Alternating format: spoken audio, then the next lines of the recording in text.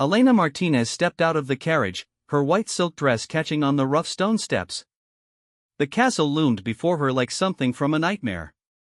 Black towers twisted toward storm clouds. Gargoyles perched on every corner. This wasn't right. The marriage contract had described Thornfield Manor. Rolling green hills. Rose gardens. A chapel with stained glass windows that caught morning light like jewels. This place looked like it hadn't seen sunlight in centuries. "Are you certain this is the correct address?" she asked the driver. He checked his papers twice. "Castle Ravencroft, miss." "Just as your father ordered." Elena's stomach dropped. Her father had arranged this marriage to settle gambling debts. She'd never met her intended husband, Marcus Blackwood. The portrait he'd sent showed a handsome man with kind eyes. But, standing before this fortress, she wondered if the portrait had been a lie too. The massive wooden doors groaned open before she could knock. A woman appeared in the doorway. Tall. Severe. Wearing a black dress that seemed to absorb light. "Miss Martinez, I presume." The woman's voice carried a strange accent. "I am Constance Ravencroft, the lady of the house." "I think there's been a mistake," Elena said. "I'm supposed to marry Marcus Blackwood at Thornfield Manor." Constance smiled, but it didn't reach her eyes. Marcus sent word that plans had changed. "The ceremony will take place here instead. Tonight." Tonight? The wedding was supposed to be next week. Elena had planned to spend time getting to know her future husband first. This felt wrong. Everything felt wrong. "I'd like to speak with Marcus, please. He's attending to business in the village." "But he'll return for the ceremony." Constance stepped aside. "Please, come inside. You must be tired from your journey." The carriage driver had already unloaded Elena's trunk. He tipped his hat and climbed back onto his seat. The horses stamped impatiently. "Wait," Elena called out. "Could you perhaps take me to Thornfield Manor instead?" The driver shook his head. "Sorry, miss. I was paid to bring you here.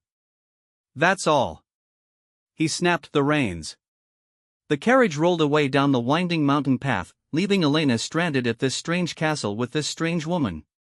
The inside was even more unsettling than the outside. Portraits lined the walls, but the faces in the paintings seemed to follow her with their eyes. Candles flickered in ornate holders, casting dancing shadows that moved like living things. The air smelled of old roses and something else. Something metallic. "Your room is prepared upstairs," Constance said, leading Elena up a spiral staircase. "The servants will help you dress for the ceremony." "What servants?" Elena hadn't seen anyone else since arriving. They preferred to remain unseen during daylight hours. A peculiar local custom. They reached a long hallway lined with doors. Constance stopped at one near the end and pushed it open. The room beyond was beautiful but cold. A four-poster bed dominated the space, draped in deep red velvet. A fire crackled in the stone fireplace, but it gave off no warmth. "I'll leave you to rest," Constance said. "The ceremony begins at midnight." Midnight? Who got married at midnight? "Mrs. Ravencroft, I really think there's been some confusion. Could I perhaps send word to my father? Or to Marcus directly?" "All will be revealed in time, my dear. For now, rest." Constance closed the door. Elena heard the distinct sound of a key turning in the lock. She rushed to the door and tried the handle. Locked. She was a prisoner. Panic rose in her chest. She ran to the window and looked out. The drop was at least 50 feet to jagged rocks below. No escape that way. A soft knock made her jump. But the sound hadn't come from the door. It had come from inside the wardrobe. Elena's heart hammered as she approached the massive wooden cabinet. Another knock, definitely from inside. She grabbed the brass handles and yanked the doors open. A small figure tumbled out and landed on the carpet with a soft thud. Elena gasped. It was a child. A little girl who couldn't be more than 8 years old. But something was very wrong with her. Her skin was pale as moonlight. Her hair was white as snow. And her eyes. Her eyes were completely red. The child scrambled to her feet and brushed dust from her dark dress. She looked up at Elena with those unsettling crimson eyes and smiled, revealing teeth that were just a bit too sharp. "You're the bride," the little girl said in a voice like wine through old trees. "The moon has finally sent her." Elena backed away until she hit the bed. "Who are you? What are you doing in my wardrobe?" "I'm Lucy Ravencroft. I live here." "Well, I exist here. Living is complicated." The child tilted her head like a curious bird. "You shouldn't be here. This place isn't for the living." "What do you mean?" Lucy walked to the window and peered out at the darkening sky. "Mother thinks you're meant for Marcus." "But Marcus has been gone for 3 years." Elena's blood turned to ice. "Gone? What do you mean gone?" "Dead. Very dead. Buried in the family crypt." Lucy turned back to Elena with those terrible red eyes. "But Mother doesn't like to admit when her children die. She keeps pretending they're still here. Still breathing. Still able to marry pretty girls in white dresses." The room spun around Elena. She gripped the bedpost to keep from falling. "That's impossible. He sent letters. A portrait. Wedding arrangements. Mother wrote those letters. Mother painted that portrait from memory. Mother arranged everything." Lucy's voice dropped to a whisper. "She's been waiting for the right bride. Someone to bring Marcus back from wherever the dead go." "Bring him back? That's impossible." Lucy shook her head. "Not impossible. Just very, very wrong. And it requires a sacrifice." The word hung in the air like a death sentence. "The ceremony at midnight isn't a wedding," Lucy continued. "It's a ritual.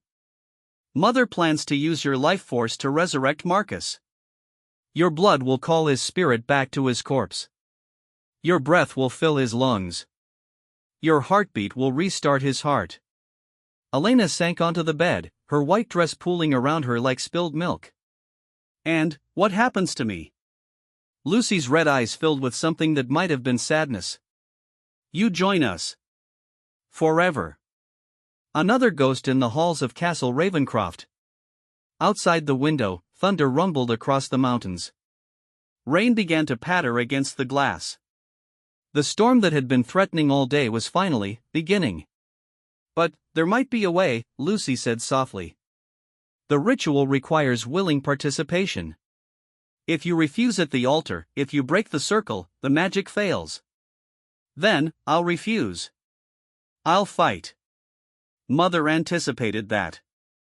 She has ways of making people willing. Potions. Enchantments. By midnight, you won't remember your own name, let alone why you shouldn't marry a corpse. Elena stood up, her mind racing. "Then, I have to escape before midnight. Can you help me?" Lucy bit her lower lip with those sharp little teeth. "If Mother finds out I helped you, she'll send me to the deep dark. The place where even ghosts fear to go. Please. I'll find a way to help you too.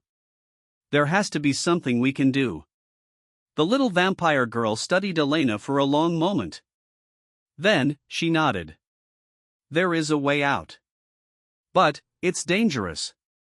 And it means going through the parts of the castle where the really old dead things live.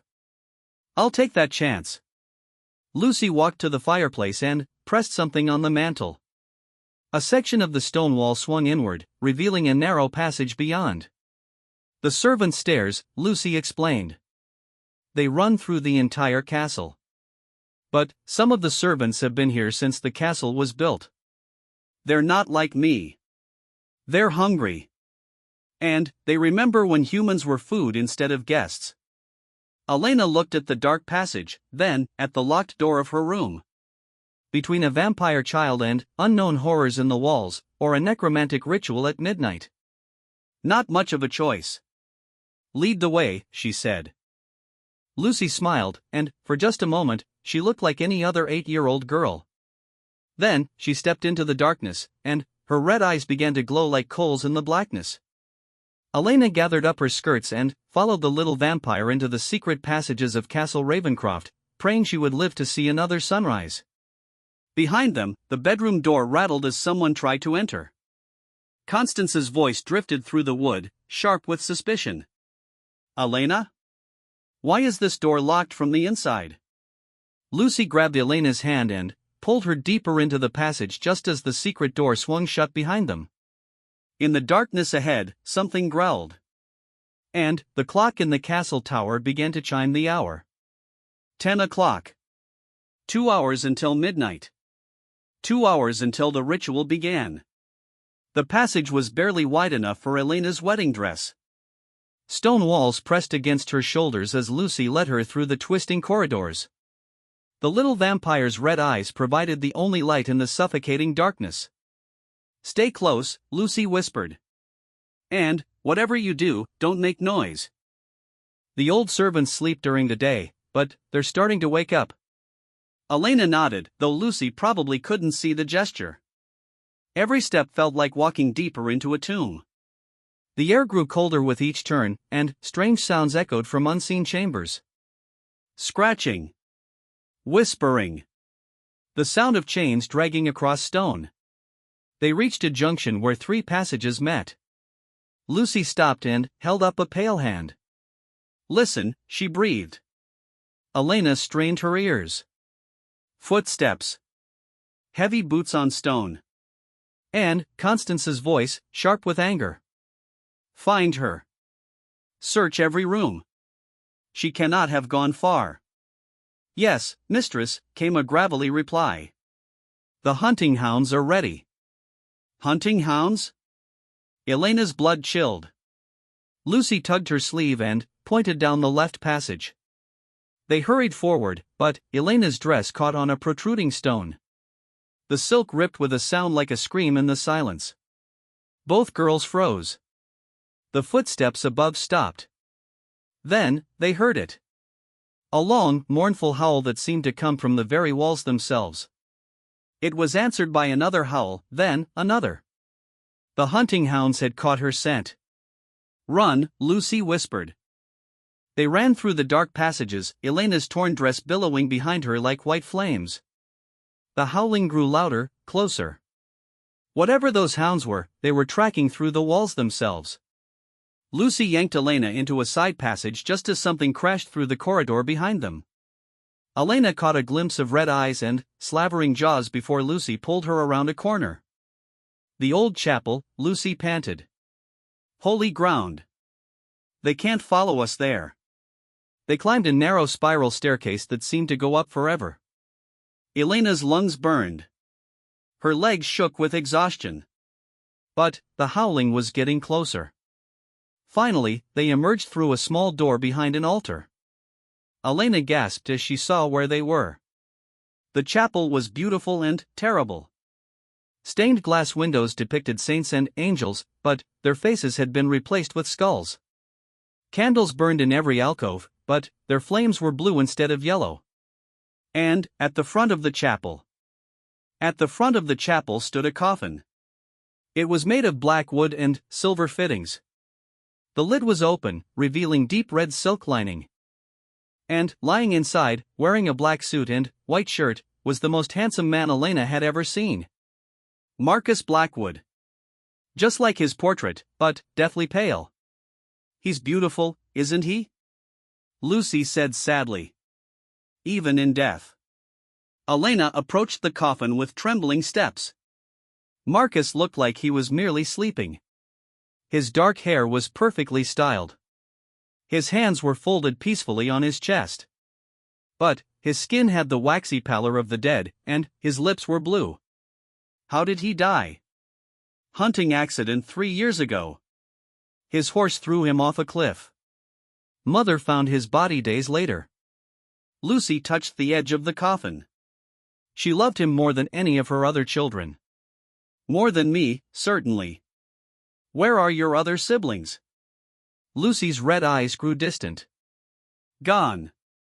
Some died of illness. Some died in wars. Some just faded away. Mother tried to bring them back too, but it never worked. They came back wrong. Hungry. Twisted. She had to put them down like rabid animals. Elena shuddered. Then, why does she think it will work with Marcus? Because you're different. Most of the brides she's brought here were already touched by darkness. Desperate women with nowhere else to go. But, you. Lucy studied Elena with those unsettling crimson eyes. You still have light in you. Pure life force. Untainted. A thunderous crash echoed through the chapel. The hunting hounds had found them. The main doors burst open. 3 creatures that might once have been dogs bounded into the sacred space. But they had grown huge and undeath, with matted black fur and eyes like burning coals. Saliva dripped from their massive jaws as they stalked forward. Behind them came Constance Ravencroft, her black dress flowing like liquid shadow. Her face was twisted with rage. You stupid child, she snarled at Lucy. How dare you interfere with my plans? She doesn't want to marry Marcus, Mother. She didn't even know he was dead. It doesn't matter what she wants. The ritual requires a bride. She will serve her purpose. Constance raised her hand, and dark energy crackled between her fingers. Bring her to me. The hounds leaped forward. Elena scrambled backward, but there was nowhere to run. She pressed against Marcus's coffin, her white dress stark against the black wood. Then, something impossible happened. Marcus's eyes opened. They weren't the warm brown eyes from his portrait. They glowed with the same red light as Lucy's. But, when he looked at Elena, she saw not hunger but confusion. Who? His voice was like wine through dry leaves. Who are you? Constance gasped. Marcus? My darling boy? The dead man sat up slowly in his coffin. His movements were stiff, unnatural. But his red eyes never left Elena's face. I dreamed of you, he whispered. In the dark between worlds. A woman in white who smelled like life and sunshine. The ritual hasn't even begun, Constance breathed. How are you awake? Lucy stepped forward, her small face filled with wonder and terror. He's responding to her life force. Her presence is already calling him back. Marcus climbed out of his coffin with jerky, puppet-like movements. His skin was still corpse-pale, but Elena could see a faint flush returning to his cheeks. Don't be afraid, he said to Elena, though his voice was still hollow and strange. I won't hurt you. I remember what it was like to be alive. To be human. Stay back from her, Constance commanded. The ritual must be completed properly, or you'll fade back to death within hours. Maybe that's for the best, Mother. Marcus looked down at his pale hands. I can feel the wrongness in me. The hunger. The cold. This isn't life. It's a mockery of life. How dare you? Constance's eyes blazed with fury. I have spent 3 years perfecting the ritual to bring you back. I have sacrificed everything for you. I never asked you to. The words hung in the air like a slap. Constance staggered as if she'd been physically struck. I did it out of love, she whispered. No, Lucy said quietly. You did it because you couldn't let go. The hunting hounds whimpered and backed away as power crackled through the air. Constance's grief and rage were transforming into something darker. If I cannot have my son back, she snarled, then no one will have anything. She raised both hands, and the chapel filled with swirling shadows. The blue candle flames went out one by one. The temperature dropped until Elena could see her breath. I'll kill the girl myself, Constance said. Then, raise her as a ghost to serve this family for eternity. And you, my ungrateful son, will watch it happen. The shadows rushed toward Elena like living things. She closed her eyes and waited for death. Instead, she felt strong arms wrap around her. Marcus had moved faster than humanly possible. He stood between Elena and the shadows, his partially restored body shielding her from his mother's wrath. "Enough," he said, and his voice carried new authority. "I may be dead, mother, but I am still master of this house. And I say the girl goes free. You would choose her over me? Over your own family?" Marcus looked back at Elena, and, for a moment, his red eyes flickered to brown. "She reminds me of who I used to be. Before the darkness. Before death. She's given me something I thought I'd lost forever." "What?" "Hope." The shadows recoiled from Marcus as if burned. Constance stumbled backward, her face a mask of shock and betrayal. "Then, you've made your choice," she whispered. "If you will not be my son, you will be nothing at all." She spoke a single word in a language older than the castle. The word hit Marcus like a physical blow, and he collapsed to his knees. His skin grew gray and lifeless. His eyes dulled. "The binding is broken," Constance said coldly.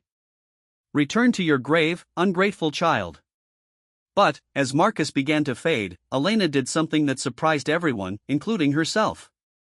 She knelt beside him and took his cold hand in hers. "I won't let you die alone," she said. Her touch sent warmth flowing through his dying form. His eyes brightened again, and color returned to his face. "Impossible," Constance breathed.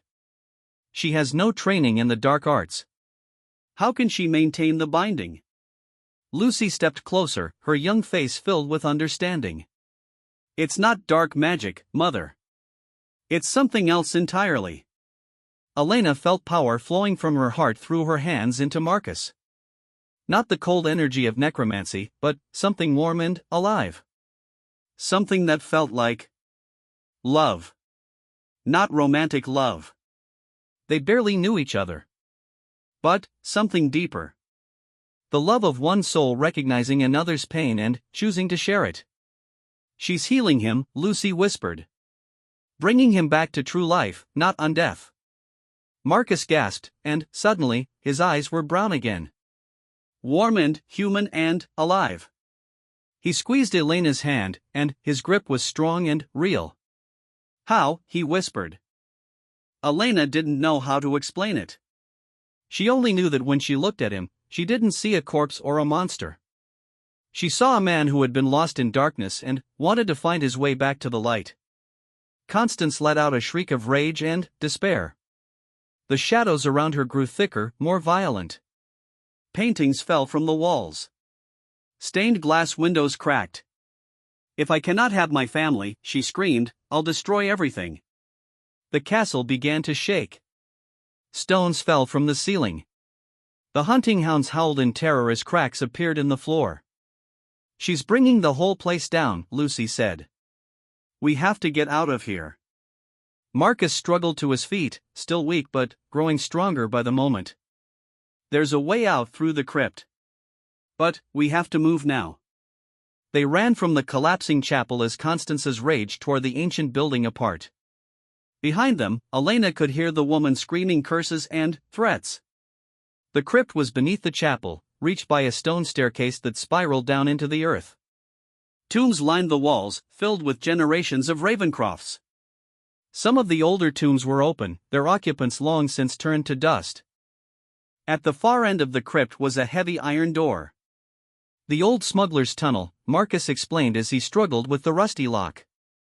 "It leads to the village below."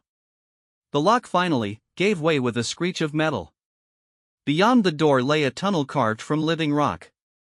Fresh air flowed from the darkness, carrying the scent of rain and pine trees. Freedom! But, as they prepared to enter the tunnel, Lucy hung back. "I can't leave," she said softly. Elena turned. "What do you mean?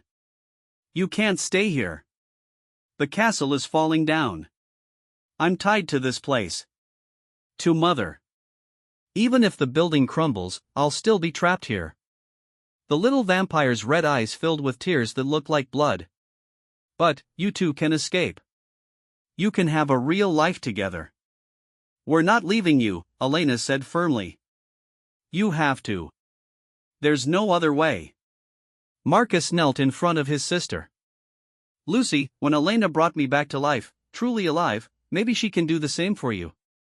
I'd been dead for 30 years, brother. Much longer than you. The darkness has deeper roots in me." Elena approached the little girl and held out her hand. "We won't know unless we try." Lucy looked at the offered hand for a long moment. Then, slowly, she reached out and took it.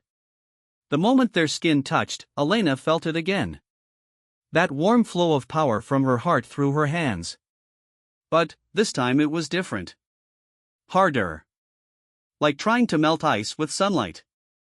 Lucy gasped. Her red eyes flickered between crimson and blue. Her pale skin began to warm. And then, for the first time in 30 years, Lucy Ravencroft drew a breath. "I can feel my heart beating," she whispered in wonder. Above them, the castle gave a final, thunderous roar as it collapsed completely. Dust and debris rained down the staircase, but the crypt held. The three survivors entered the tunnel together. Elena still in her torn wedding dress, Marcus in his funeral suit, and Lucy in the simple dress she had dyed in 3 decades ago. Behind them, the ruins of Castle Ravencroft settled into the mountain with a sound like the world's largest sigh. They emerged from the tunnel into a pine forest as dawn was breaking over the mountains. Elena had never seen anything so beautiful as that first ray of sunlight touching the treetops. Marcus stood beside her, warm and alive and human. Lucy ran ahead, laughing as she chased butterflies with the simple joy of a child experiencing the world for the first time in 30 years. "What happens now?" Elena asked. Marcus took her hand. His touch was warm and real and wonderful. "Now we figure out how to live. All of us. Together." Elena smiled as she watched Lucy try to catch snowflakes on her tongue. The little girl who had whispered about the moon sending a bride had been right about one thing. The moon had sent her. Not to marry a corpse or resurrect the dead, but to save a family that had been trapped in darkness for far too long. And maybe, just maybe, to find a love that was worth fighting for. The sun climbed higher, burning away the last shadows of Castle Ravencroft, and 3 people who had been strangers just hours before walked down the mountain toward whatever future they would build together. 6 months later, Elena Martinez stood in the garden behind the cottage they had bought in the village of Millbrook. Roses climbed the white picket fence, and sunflowers swayed in the gentle breeze. It was everything the false promises about Thornfield Manor had described, except it was real. And it was theirs. Marcus emerged from the cottage carrying a tray with 3 cups of tea. He moved with easy grace now, no longer the jerky puppet motions of the newly resurrected. Death had left its marks on him, though. His hair was streaked with premature silver, and his brown eyes sometimes held shadows of memories from the dark between worlds. But he smiled more each day. "Lucy's reading to the Henderson children again," he said, settling beside Elena on the garden bench. "Mrs. Henderson says she's the best storyteller in the village." Elena laughed. "Of course she is. She's lived through more stories than anyone." Through the cottage window, they could see Lucy sitting in the parlor surrounded by half a dozen village children. At 12 years old now, thanks to Elena's healing touch that had restored her natural aging, she looked like any other girl her age. Except for her eyes, which still held the wisdom of someone who had watched the world change for 30 years. The children loved her tales of adventure and magic. They had no idea how many of them were true. Dr. "William stopped by while you were at the market," Marcus said, handing Elena her tea. "He says the medical college in Edinburgh wants to study what happened to us." Elena sipped her tea thoughtfully. Word had spread, despite their efforts to keep quiet about the events at Castle Ravencroft. Too many people in the village had seen the castle collapse. Too many had witnessed Marcus and Lucy's transformation from the living dead to the genuinely alive. "And what did you tell him?" "That some things are better left as mysteries." A comfortable silence settled between them as they watched the sun set behind the hills. Elena's hand rested on her still flat belly, where new life was growing. She hadn't told Marcus yet. She wanted to be sure, and Dr. Williams had confirmed it just that morning. Their child would be born into sunlight and love, not darkness and necromancy. "Elena," Marcus said softly. "There's something I need to tell you." Her heart skipped. "What is it?" "I've been having dreams again. Not nightmares this time. Visions. I see Constance." Elena set down her teacup. They rarely spoke of Marcus's mother, though they all knew she had survived the castle's collapse. The village priest, Father McKenna, had reported strange sightings in the ruins. Shadows that moved against the wind. Voices calling from empty rooms. What kind of visions? "She's different now. The rage has burned out of her. She's just lost. Wandering the ruins, calling for her children."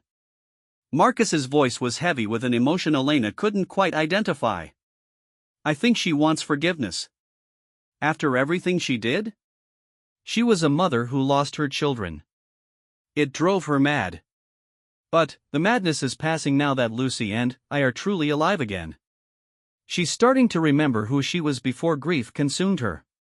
Elena studied her husband's face. Yes, husband. They had married 3 months ago in the village church, with Lucy as maid of honor and half the village in attendance. Father McKenna had been delighted to perform a wedding that brought joy instead of the dark rituals he'd heard whispered about the old castle. "What are you thinking?" she asked. Marcus took her hand. "I'm thinking that families are complicated. And that second chances shouldn't be wasted. You want to go back to the castle." "We want to go back," he corrected. "Lucy's been having the same dreams. She sees Constance sitting alone in the ruins, waiting for children who will never come home." "Except we did come home. Just not the way she expected." Elena looked through the window at Lucy, who was acting out a dramatic scene from one of her stories. The village children were giggling with delight. The little vampire girl had become the most beloved storyteller in 3 counties. "It could be dangerous. She tried to kill us. She tried to keep us. There's a difference." Marcus squeezed Elena's hand. "I'm not saying we should trust her completely. But maybe we can help her find peace." That evening, after the village children had gone home and Lucy was supposedly asleep in her room, the 3 of them sat around the kitchen table and discussed Marcus's proposal. "I've been feeling it too," Lucy admitted. "Like someone calling my name from very far away. Mother's not evil, you know. She's just been alone with her grief for too long." "What exactly are you suggesting we do?" Elena asked. "Go back to the ruins. Talk to her. Show her that her children are alive and happy. Maybe that will be enough to let her rest." Elena thought about it. She had every reason to hate Constance Ravencroft. The woman had kidnapped her, planned to sacrifice her in a necromantic ritual, and tried to kill her when the plan went wrong. But she also thought about the look in Constance's eyes when Marcus had chosen Elena over his family. It hadn't been evil. It had been the look of a mother losing her child again. "All right," Elena said finally. "But we do this together. And if she tries anything, we leave immediately." They set out for the castle ruins the next morning. The village priest lent them his wagon and his blessing, though Father McKenna made them promise to take no unnecessary risks. "The dead should rest," he said. "But sometimes they need help finding their way to peace." The journey up the mountain took most of the day. The road to Castle Ravencroft had been damaged by rockslides, forcing them to walk the final mile. When they finally crested the hill and saw the ruins, Elena gasped. The castle was gone. Not just collapsed, but transformed. Where the dark fortress had once loomed, now lay a garden of wild roses and mountain flowers. The black stones had crumbled into rich soil, and life had reclaimed the space with remarkable speed. In the center of this unexpected garden sat a woman in a faded black dress. Her dark hair, once perfectly styled, now hung loose around her shoulders. She looked smaller than Elena remembered. Fragile. She was tending a small grave marked with a simple wooden cross. "Mother?" Marcus called softly. Constance looked up, and Elena saw that her eyes were no longer the blazing orbs of a necromancer drunk on dark power. They were just the tired eyes of a woman who had lost too much. "My children," she whispered. "You came back." Lucy ran to her first, with all the impulsive affection of a 12-year-old girl who had missed her mother. Constance caught her in a fierce hug, tears streaming down her face. "I'm so sorry," she sobbed. "I was so afraid of losing you that I tried to chain you to this place. I forgot that love means letting go." Marcus approached more cautiously, but, when Constance reached for him, he didn't pull away. "We're alive, Mother. Truly alive. You don't have to hold on to us anymore." "I know." Constance looked at Elena over Marcus's shoulder. "And you. The bride who saved my family. Can you ever forgive a foolish old woman?" Elena joined the family embrace. "We all do things we regret when we're afraid. The important thing is that you're willing to make amends."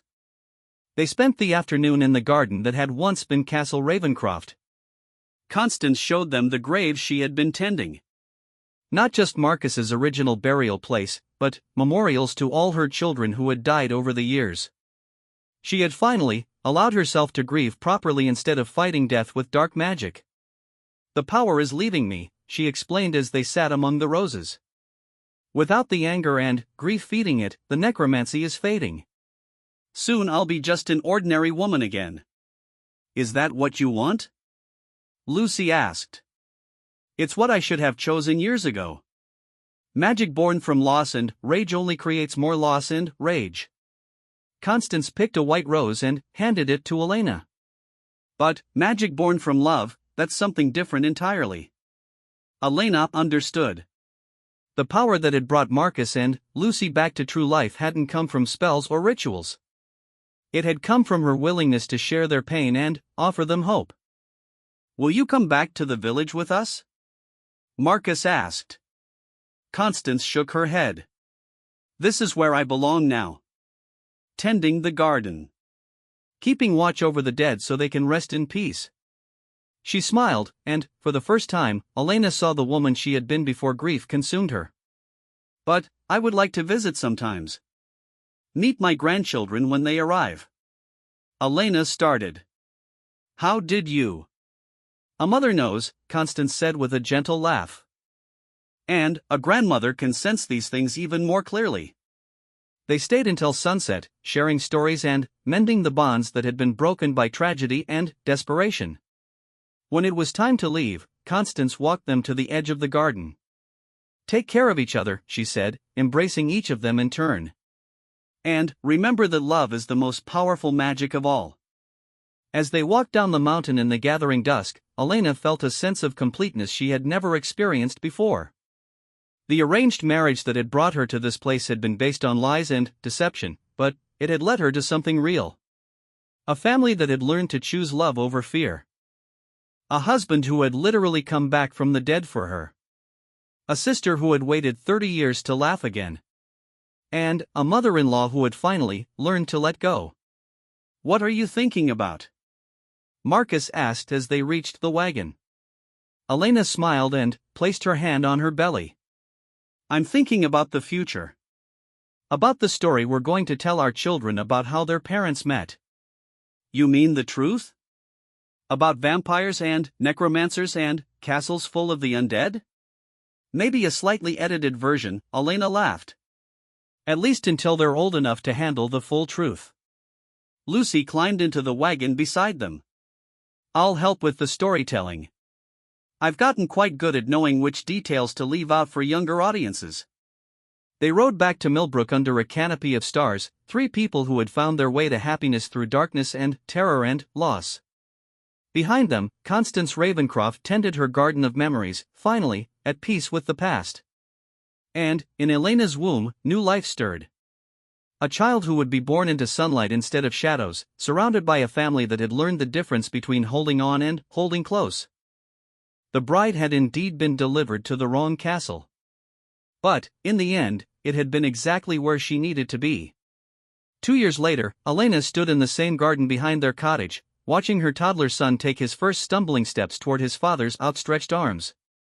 Little James had Marcus's brown eyes and Elena's dark hair, and already showed signs of the stubborn determination that ran in both families.